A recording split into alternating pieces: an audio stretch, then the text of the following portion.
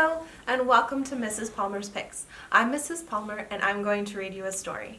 Today we're going to read Dragon Was Terrible by DiPucchio. Dragon was terrible. Naturally, dragons have a bit of terrible in them because they're dragons after all.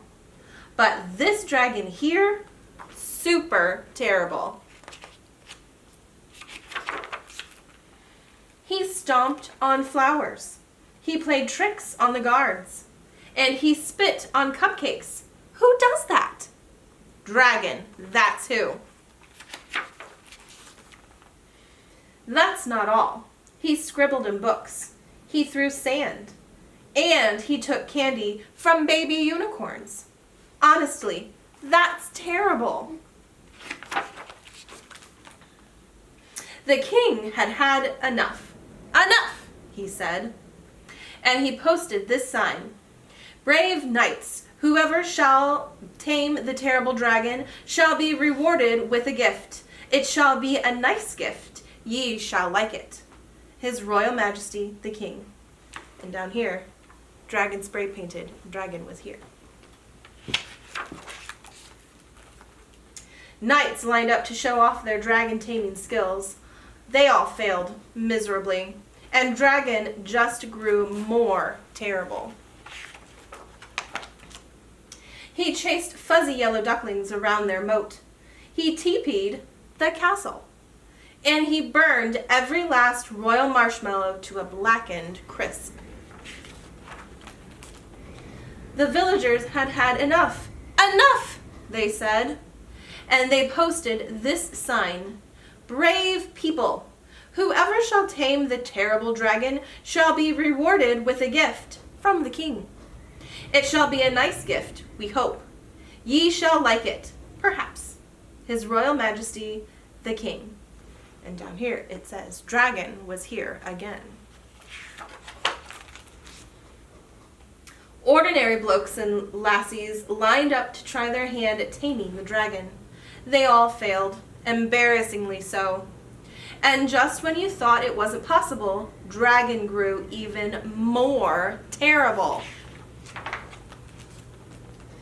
He popped birthday balloons. He drew funny faces on the drawbridge. And he burped in church. Loudly. Honestly, that's terrible and rude. A boy wearing a feathered cap and a look of determination had had enough. Only he didn't say, enough, like you thought he would. Instead, he sketched a story. The next day, Dragon followed a trail of marshmallows to a shady tree where the boy was reading. The boy spied the dragon out of the corner of his eye and began to read aloud in a booming voice. And then the brave dragon swooped in to save the princess, he said. Dragon stopped in his tracks. But the terrible knight pulled out his wicked sword. The brave dragon roared and the fraidy cat knight trembled in his boots. Dragon pretended to walk away. A crowd began to gather and Dragon took cover in a tree. The boy continued reading, page after page after page. Snap! Crash! The dragon landed on the ground with a terrible thud. The crowd gasped. The dragon roared. The clever boy didn't flinch. He reached out a hand to the dragon and said, Would you like to hear how the story ends? And just when you thought it wasn't possible, Dragon smiled. And he took a seat beneath the tree with the other children. Honestly, that's adorable. The king cheered. The villagers cheered. The baby unicorn and fuzzy ducklings cheered the loudest of all. At long last, the terrible dragon had been tamed.